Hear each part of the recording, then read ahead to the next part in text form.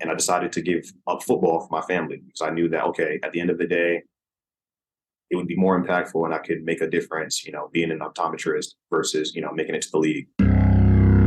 Welcome to Creative Ops, a podcast for creative people.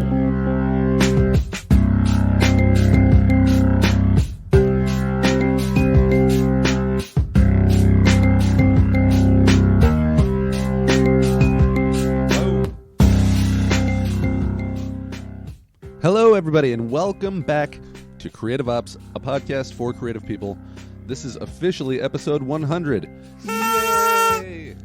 I took the month of June off without a real announcement because I wasn't planning on taking the whole month off. It just kind of turned into that with the beginning of summer break, kids, family, and all that. So we're back at it now, and this is the first interview that I recorded while I was in my time off. This one is with my son's former vision therapist, Dr. Lester Efianayi. Dr. Lester, as he goes by, is from a Nigerian family that came to the United States relatively recently. He talked in that opening clip about being a very promising athlete who switched into the visual medical field for, hopefully prolonging his career more than he would have if he had been lucky enough to make it to the NFL. But now he's working with a specific branch of eye medicine where they are developing athletes' eyes and focus and things like that. So, he's working on what could potentially be the next big breakthrough in human development in terms of sports. Since the muscles are as big as they can get and everything now, the next big focus is eyes. So we talk about that and a whole bunch of other stuff. So I hope you enjoy this one with Dr. Lester Efianayi. Good guy. And if you want to follow him on Instagram after this, check out the show notes. I'll have all the information there. All right, guys, get ready for my conversation with Dr. Lester. It's a good one. Had a lot of fun. Dr. Lester, shout out one more time. Thanks for all your help with my son. He really enjoyed his time with you, and I enjoyed getting to meet you and know you as well. All right, folks, without any more, here's Dr. Lester.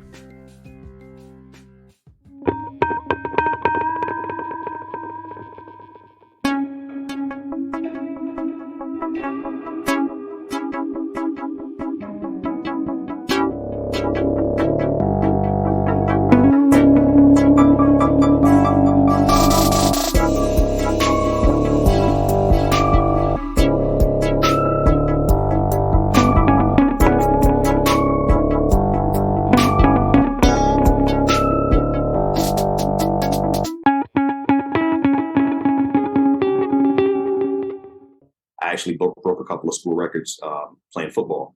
Oh. So yeah. So I was excited, was ready to look at it. Hold on. Brag on yourself a little bit more. What did you play? I played outside linebacker, and I ended up breaking my school record for most sacks in the game, most sacks in the career, and most sacks in the season. So it was exciting, man. It was exciting. I was ready to play DB at the college level, whether it was D1, D2.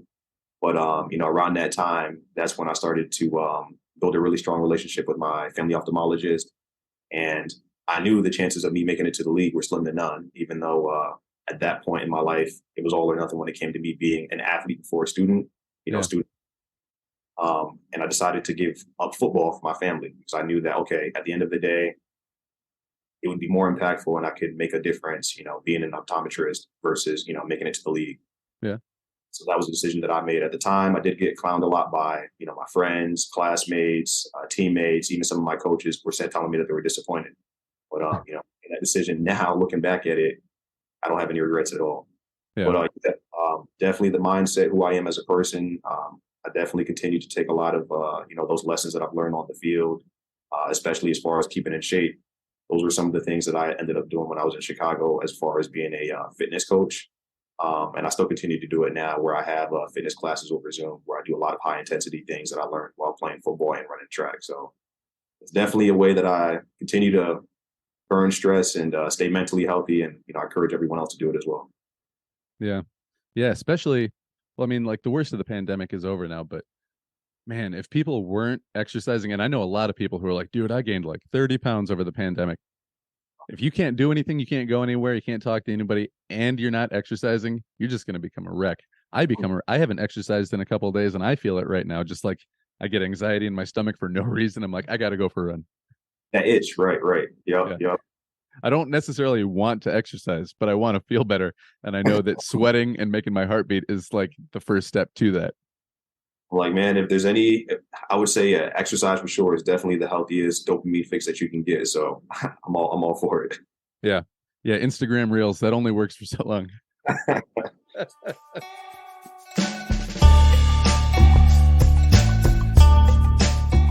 Like, like most kids from the urban area or, inner city wanted to be an athlete. And as I thought back to that, during my early years of undergrad, I said, well, if I had other examples in my life of people that were professionals, whether that was a lawyer or a doctor or someone that I felt that I could relate to culturally or that looked like me, of the same race or ethnic background, maybe that's the route that I would have chosen early on, but I didn't have.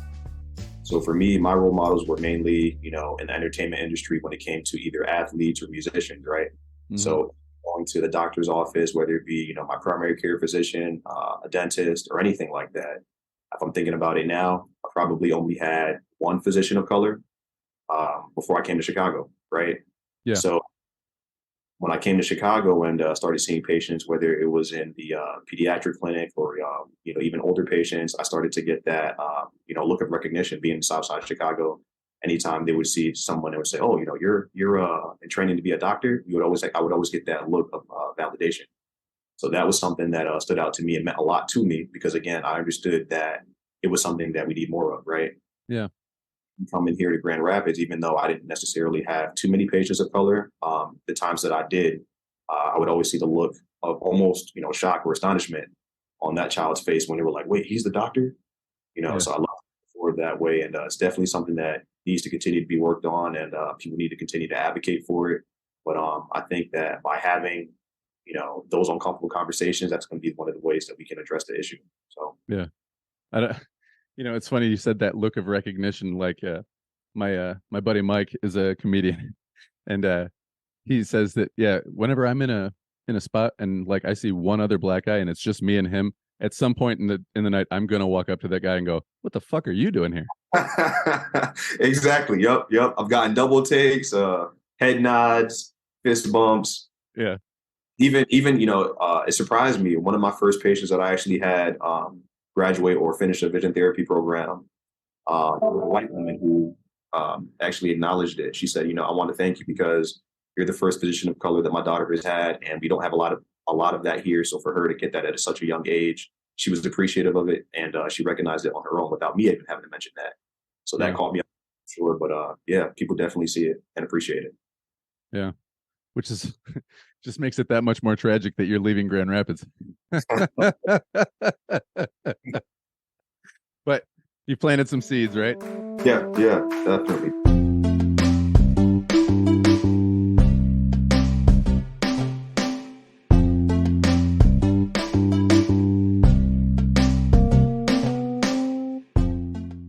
Since you're still kind of in like the early middle phase of your like, full doctor career, well, I guess still pretty early.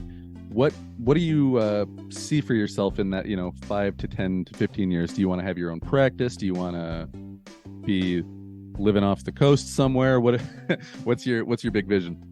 So one of the reasons that I'm actually going to DC, I'm going to continue working as a developmental optometrist, but one of the things that I want to specialize in is sports vision.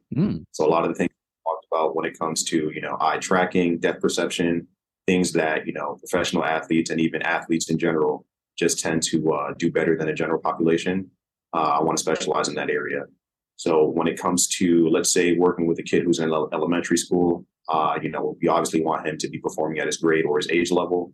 When it comes to someone who's an athlete, they need to be able to go above and beyond that, right? Just the efficiency of how well they're able to process things when it comes to using their eyes. So that's an area that I'm actually having an opportunity to lead and help expand in the practice that I'm going to in DC. So I'm hoping that, down the line, 10, 15 years from now, I'll definitely have had, a great experience and just some major success stories of athletes, whether it be high school, college, and even in the professionals that will be able to brag and say that Dr. Lester Efianayi had a chance to work with them. So that's my goal. That's pretty cool. I saw recently a video of, I think it was a Formula One driver and a wide receiver from the NFL, and the race car driver was running the wide receiver through reaction drills, and like they were just having him like put their hands over the other guy's hand, and when he lets go of a ball, reach under and grab it. Yeah. And it was amazing how much faster the race car driver was than the wide receiver. I would have thought they would have been pretty close, but like it looked like a kid versus an adult, like when you looked at the two of them. So would it be doing stuff like that, but training the eye specifically? Exactly. Right. So, the example that you're using right now would be reaction time. Obviously you have to be able, in order for you to grab or to react to something, you have to be able to process what it is that you're saying. So that would be a part of it. Another area too would be making sure that athlete is calm under pressure. Because, a lot of times when people are stressed, they always go into that fight or flight mode where they start to have tunnel vision, which again, focus is great. But if you're talking about an athlete, let's say if it's someone who's playing a ball sport, they need to be able to see the entire field, right? So in scenarios where they're uncomfortable visually, maybe they're having to multitask, and we want them to still be able to perform at a high level while they're doing that multitasking. That's interesting. Because people talk about what is the next level of sports. They've figured out all the ways to enhance the body, muscle wise, that they possibly can, within reasonable limits. So I guess the next thing might be the eyes. Start bringing in guys like you into the clubhouse and seeing if they can boost the team batting average, or if they can increase the offensive lineman or defensive lineman reaction time or stuff like that. Definitely. And there's even a couple of professional sports teams that are utilizing vision therapy and behavioral optometrists now. I know one example that I can think of off the top of my head is Larry Fitzgerald. I believe it was his grandfather, or maybe it was his great uncle, who was actually a behavioral optometrist. And he actually went to vision therapy for behavioral reasons. But there's a lot of stuff that he excels at now that he attributes to vision therapy just because of what he was able to develop early on. Yeah, and Larry Fitzgerald, man, if anybody doesn't know because they didn't get a chance to really watch him play a lot, go YouTube Larry Fitzgerald. That guy has, I think, still has the record for like the highest or the lowest drop percentage like in NFL history. Yep. Like something like out of thousands of passes, he's dropped like a half dozen. Insane. The guy has just freakish hand-eye coordination. Oh yeah. Huh. And of course, like I mentioned earlier with my sports background, so it all comes to be a complete 360 circle. So yeah. Incorporate my That's cool. So by actually stepping out of the cleats and into the office shoes, you've extended your career in sports. Hey, you know what? I'm gonna start using that. I like that. I love it. That's pretty cool, man. Yeah, and it really helps too with, the whole point of this show is really to try to talk to people who would inspire young people or just people, in their 30s, 40s, or wherever, that wanted to do something, whatever point in time it is in your life. If you want to do something, really follow it, because, it's very cliche and a lot of people have said it. If you follow something without a high level of, expectation, it just has to be this certain way, you'll get to that place. It might not be, the avenue you thought you were going to get there, or it might not be the position you thought you were going to hold, but you'll get to that place. And that's, kind of a long roundabout magical way of getting back into professional sports through another passion that people are like, well, you can't leave sports for that thing. Dumb Lester. Who's dumb now? People calling you doctor and shit. Yeah, I don't like to flex, but yeah, like I said, I don't have any regrets at all. So I'll definitely, take, my sacrifice for my family versus personal goals that would have been selfish for me to give up or to pursue.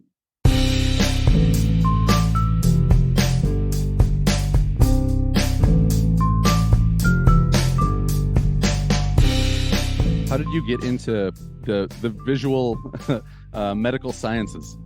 Yeah, man. I'm a product of Nigerian immigrants, both my parents being from Nigeria, and we have a family history of eye disease with glaucoma. So my father and two of his brothers actually went blind from glaucoma. Oh my So gosh. and getting screened for it. My mom actually has it as well. So just the family history of it has actually gotten me really interested in the eyes at a young age. Huh. It was through my, relationship that I had with my family ophthalmologist that I got interested in optometry. So after doing that, I think it was about my first year in optometry school. I was having really bad headaches. I was unable to study, and I actually wasn't doing well, academically. And I had an eye exam, and they were saying, "Oh, do you have a lot of headaches, eye strain, double vision, things that are related to how well you can use your eyes together as a team." And I thought back to it, and I said, "Yeah, I'm always having headaches. My eyes are never comfortable after, going to lecture all day and even having to study hours on end." Um, and they were able to diagnose me with a binocular vision disorder. So after learning about that myself, having gone through vision therapy, it was pretty much my calling, where I knew that there were other kids and other people that were struggling with the same issues, similar issues, and I wanted Yeah. to give back and pay. Huh, that's cool. Yeah, and I'm sure I'll say this in the intro too, but I'll mention it now just because it's kind of a funny story. We met because you were treating my son, and I had mentioned on a social media post that I was going to interview somebody that I threatened with physical violence. So yeah, without getting into it too much, I'll just say that I was like an overzealous parent who was like, "Hey man, are you guys doing everything you possibly can for my kid?" And you were like, yeah." And then I started getting kind of hostile. I was like, "Sorry, man." You're like, "No, it's cool. I wasn't afraid of you."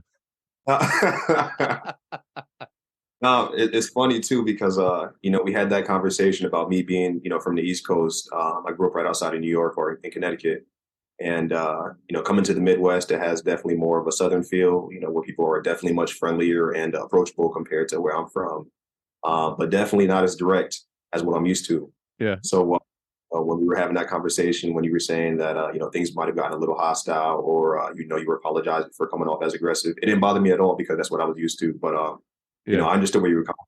So, Yeah. no issues outside at all. Yeah, with my military background, it's always been very like, you just tell somebody exactly what you're thinking, let them feel how they're going to feel about it, but get to the bottom of whatever it is. You know what I mean? Without any BS, just get it out there. Exactly. No, Yeah. I hear you. No Yeah. offense. I just, from that moment on, I was like, I know I like this guy now. And I was like, "Hey man, sorry if I was like getting kind of intimidating." You're like, "Oh, you did not intimidate me." I was like, "I like this guy."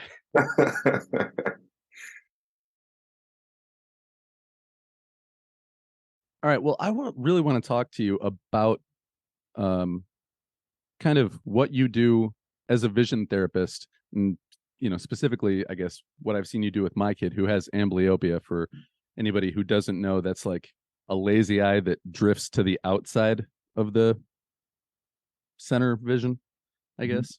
I don't know. That's probably a really stupid way to explain it from a medical perspective, but for years, decades, I don't know how long, people have been commonly saying, "Oh, just put a patch over his good eye and it'll force his bad eye to adjust."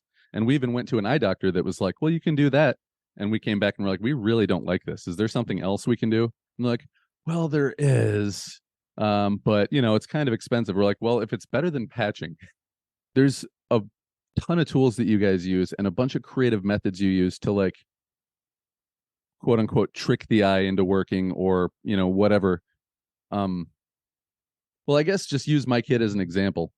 How do you guys examine somebody and like figure out, "Oh, okay, this is what this kid needs. This kid needs to be doing this VR thing and this eye tracking thing on a computer." Because I'm sure every kid's different. So in my kid's instance, how do you look at somebody and go, "Well, this is what's wrong and this is what we're going to do," versus just patching their eye? Right. So, definitely my role as a behavioral optometrist, we're always looking at how vision influences behavior. So Yeah. we're looking at things beyond how well someone can see. So a lot of times when people think of optometrists, they're just saying, "Oh, well, if I get glasses or contacts, I'll be able to see 20/20. That'll be the end of the day." Yeah. So it's much more than that when it comes to vision therapy and behavioral optometry. So one, we're looking at eyesight. Are you able to be corrected to 20/20 with glasses or contacts? In the case of your son, he has amblyopia. So even with glasses or contacts wearing his best correction, he's not able to see 20/20. So there's different methods and things that we can do in therapy to let's say inhibit or decrease the amount of vision in his better seeing eye, so that his not well seeing eye is going to be able to get that visual input and kind of rival is better seeing eye while it's blurred. And then one of the things too that we focus on in developmental optometry, we're looking at how well the eyes are teaming together, whether or not you're using both eyes to focus on a target, your ability to track a moving object, as well as going from one stationary point to the next. So these are all things that we're talking about that kids are definitely going to be learning at a young age, and people take for granted. So, for example, let's say if I have trouble when it comes to tracking, or if I have trouble when it comes to organizing chaos or clutter. If I'm reading, I'm not going to be comfortable. So you have a lot of kids that are misdiagnosed with ADHD and other behavioral and attention disorders, and visually they're just not comfortable. So of course, if you try to sit them in one spot for an extended period of time, whether it be school, after school, while doing homework, after they're fatigued and they have no idea what's going on with their eyes or how to control that, they're going to be severely uncomfortable. So it's my job to not only understand that process, but then put myself in the patient's shoes and say, if they're struggling when it comes to eye teaming, let's say it's their depth perception, or just how well they can track an object, or like I said, jump from one spot to the other. I'm coming up with different activities in a way to make it fun and interesting, and to put that patient's awareness on how to gain control when it comes to their weak areas. Yeah. Yeah. And some of the stuff you guys do in there is fun too. Like, actually, skipping over some of the fun stuff, I just have to ask you, because I didn't ask you in the office. You've got this one thing that looks like kind of like the shape of a Toblerone bar. Like it's a long triangular thing, and it's got different like settings, and you put that in front of somebody's eye, like up and down. What is that prismy thing? Oh yeah. So it's called the Prism Bar. So anyone who knows, the band Pink Floyd, Yeah. they have the prism that's bending light with the different colors of the rainbow. That's literally what it is. So what that does is there's one particular procedure called a cover test, where if someone has a misaligned eye, we can use that to measure the amount that someone's eye is deviated or misaligned. And then what you can also do, if someone has the ability to use both eyes together, we can cause their eyes to either cross or relax or going in the opposite direction, which we call diverging, in order to measure how well or how much they're able to cross or relax their eyes. It just gives a measurement that we can physically record. Okay. Yeah, because I see you doing that stuff, and I'm so inquisitive, which is part of the reason why I have a podcast. But I'm like, at the same time, I'm like, man, I know how much I hate it when I'm doing something and someone goes, "What are you doing? What are you doing right there?" So I tried not to do that. No worries. I would have answered the question if you would have asked during the time anyway. Yeah. It all looks like voodoo when I'm in the exam chair and someone's observing. But we're just trying to get that person's eyes function. Hold this in front of your eye. Look through this weird thing. Now look through this weird thing. One thing I wanted to ask you too is that because you have been so trained to look at someone's eyes to see if they're like tracking at the same time, do you ever just go to like a restaurant or somewhere and you talk to a stranger and you see something in their eyes not right, and you just want to be like, "Ooh, I could help you with that"? Yeah. There's been there's been a couple of times. It was funny because I actually ended up referring this patient's daughter, to the practice that I work at, where the nurse at my doctor's appointment, she had strabismus, which is an eye misalignment. And for me, obviously, as an optometrist, that's the first thing that I noticed as soon as I looked at her. And I had to almost, constantly remind myself not to look at her drifting eye. Yeah. So then when she asked me what I do for a living, and I told her that I was an optometrist and, explained a little bit about what I do, she was like, "Oh, I did a little bit of that when I was a kid, and I actually have an eye turn." And I mentioned to her, "Yeah, I noticed it, but, I didn't want to be rude or, make you uncomfortable by pointing out the obvious." And she told me that her child was having some issues as well. And we ended up seeing her as a patient, and she did really well in therapy and is excelling now.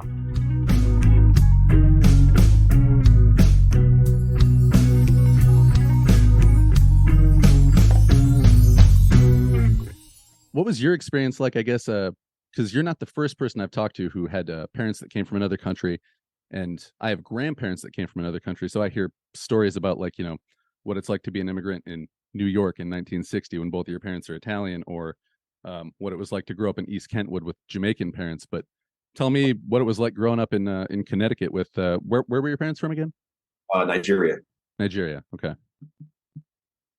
Yeah, it was definitely an interesting upbringing and experience because obviously growing up with parents that are immigrants, having the Nigerian culture, but at the same time also identifying as African American, So there was a huge, dichotomy where there were certain things that, I wasn't able to get away with at home. But then again, growing up on the neighborhood or going around the block, I had to adjust culturally there too. So it was almost as if I had two identities, one inside the house or one outside the house. But no, it all pretty much blended together. And I definitely had some interesting experiences.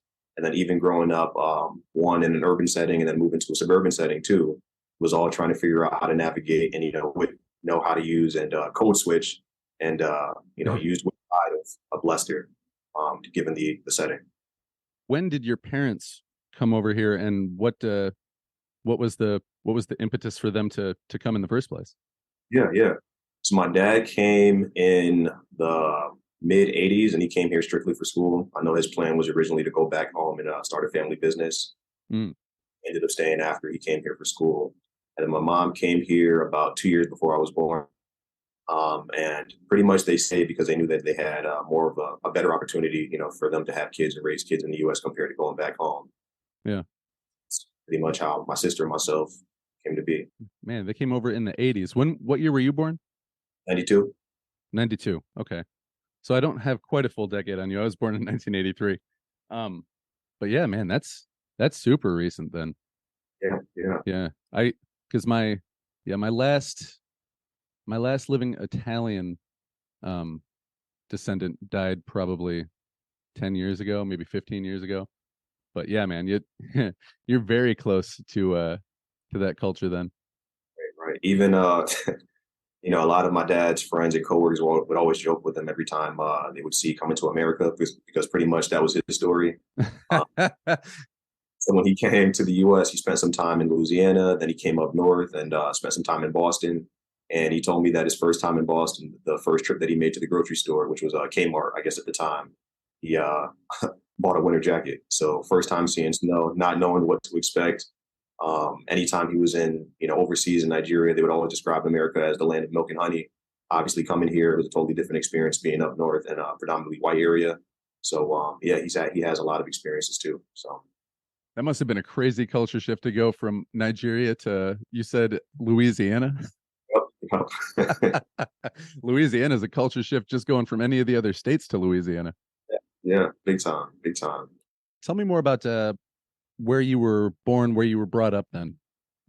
So I was born in Hartford, Connecticut, raised in Manchester, Connecticut, which is in the same county as Hartford. It was a nice little community, definitely diverse compared to a lot of other areas in Connecticut. Yeah. Went to the University of Connecticut for undergrad. And honestly, if it wasn't for optometry, I would have spent my entire life and probably would have returned home to Connecticut. It's just one of those things where if you don't have any exposure outside of that area, a lot of people just stay there. So I'm definitely fortunate, the fact that I was able to go to optometry school, being in Chicago, after that going to residency here in Grand Rapids, and just getting some exposure so I can see what else was out there. All right. You're almost out of Grand Rapids. So be honest. What do you think of Grand Rapids in the grand scheme of the places that you've been? Because you, from Connecticut, went to school in Chicago, and then Grand Rapids, and you're on soon to your next place. So where does Grand Rapids fit in? It was definitely a culture shock because, like I said, after spending 4 years in Chicago, it was definitely diverse. You could pretty much see any population that you were looking for, whether it be Black, white, Pacific Islander. It's pretty much a mix and a blend of everything that you can look for, restaurant-wise, culture, anything. Yeah, so, it's not a matter of if they have a place; it's which one you're going to go to. Right, you pretty much have your choice of what you want.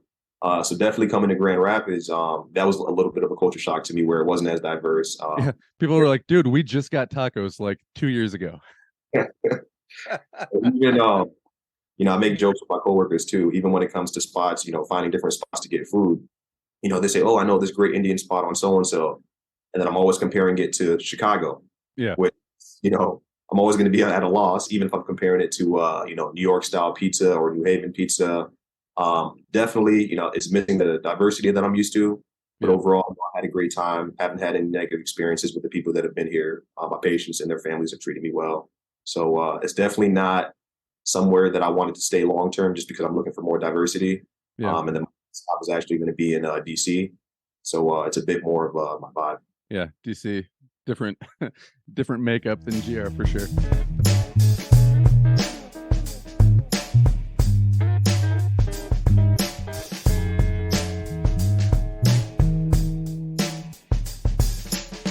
It's a show about creativity, and putting together a good outfit is always part of that. You've got a decent sneaker collection. Yeah. Do you know how many shoes you have? Here with me in Grand Rapids, I would say about 20 pair. Probably Okay, have so go ahead. there's 20 in the traveling collection, and how many in all? I would say in all, maybe close to 30 to 35 sneakers. And then I have a couple of dress shoes too. But yeah. All right. Well, when did that happen? When did you start going like, man, I need one pair of shoes for every day of the month?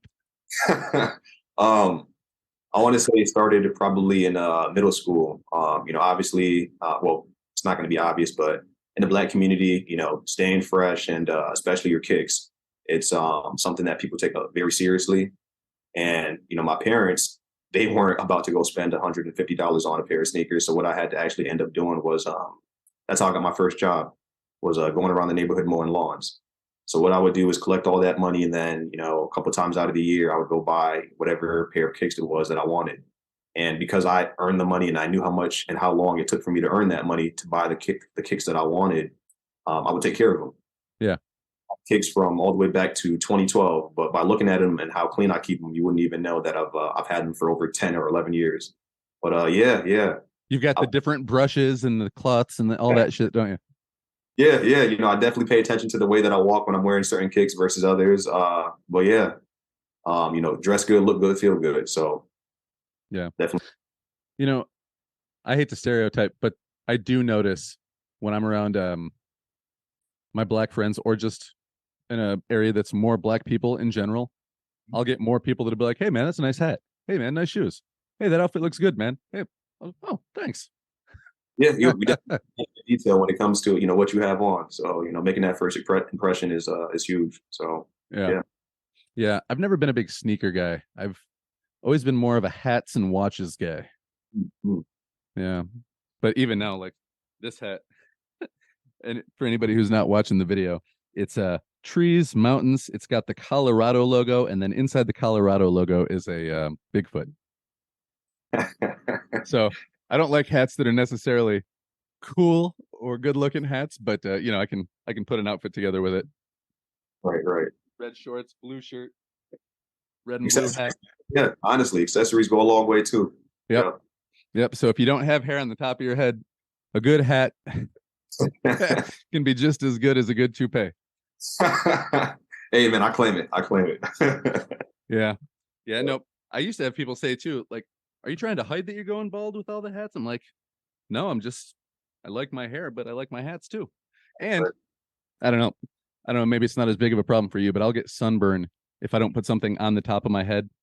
The top of my head, 5 minutes, 10 minutes after being in the sun, starts to tingle. Jeez, oh man. Yeah, I haven't had that happen yet, but yeah, I'll definitely take that advice to put sunscreen in my head just in case during the summertime. Yeah, that's what they say. The top of your head, if you're bald, the bridge of your nose, and the tops of your ears are the places that people most commonly don't sunscreen that they should. This has turned into an all-around health episode. All for it.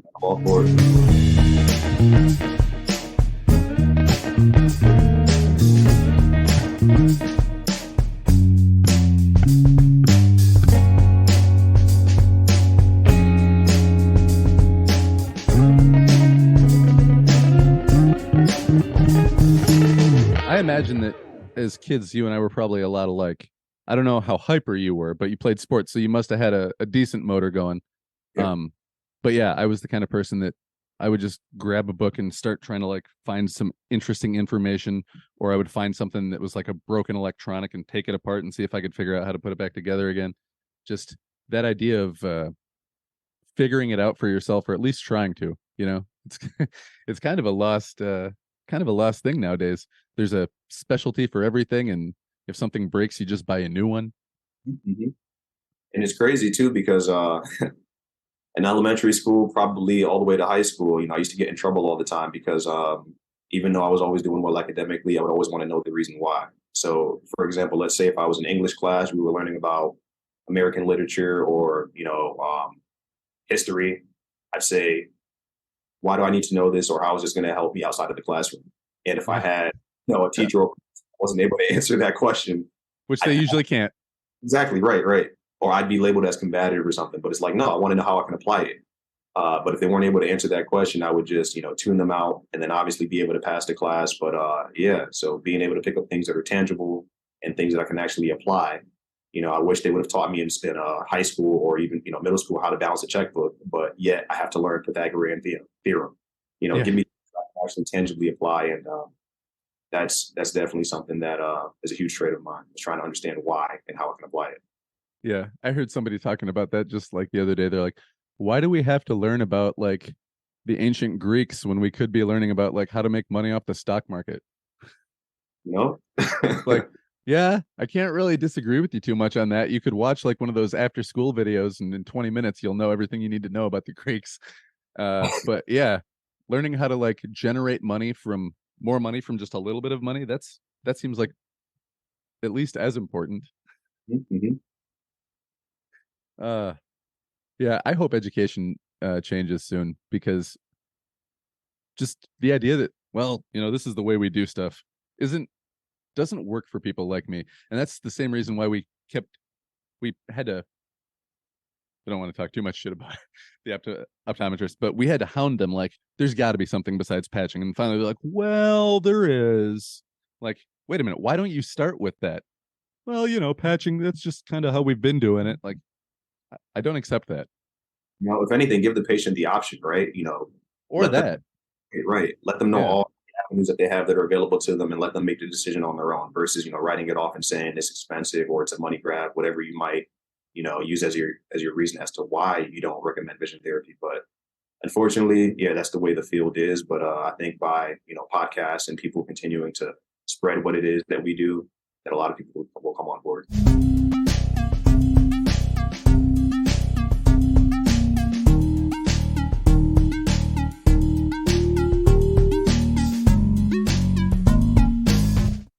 In an interview format, even though I try to keep it as conversational as possible, I don't have like a list of questions. If I think of something, I might write it down so I don't forget it. Nah, man, I had a great time. Like I said, it was my first time being on the podcast. I had no idea what to expect. So I just pretty much kept it open, and I appreciate you inviting me as a guest on your podcast. Yeah, well, I appreciate you coming on, and I really appreciate everything that you did with my son. He really, really enjoyed his time with you as a person, which is good, because he's worked with other people in other capacities where it just was like, you could tell the person felt awkward being around a kid that age or something, you know what I mean? And it was just like, the work's getting done, but it's not getting done joyfully. Exactly. Right. And I think I had that conversation too, when it comes to vision therapy, where I'm saying, if we can find a way to make an activity or an exercise more enjoyable or into a game, and we still get that same objective done at the end of the day, that's all I care about, right?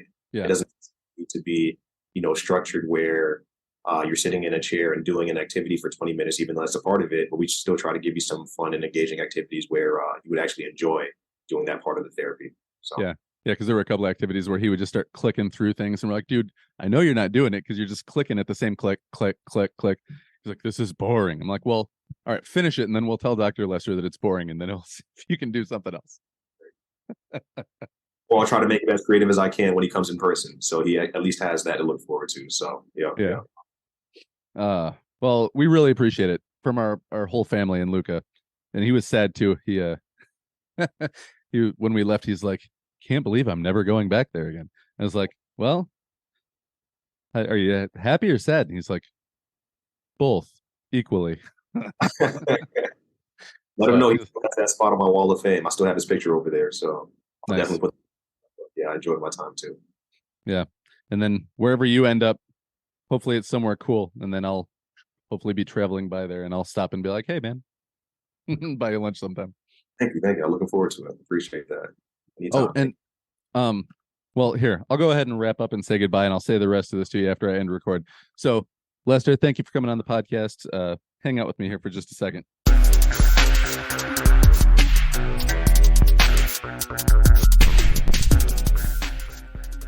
All right, everybody. Thank you so much for listening, and thank you to Dr. Lester Efianayi for coming on and talking. I love that conversation. That was great. Folks, if you want to follow him on Instagram, it's eyesdon'tlie.vt, and that's in the show notes. Thank you, everybody, for listening. I will see you next time. Mwah.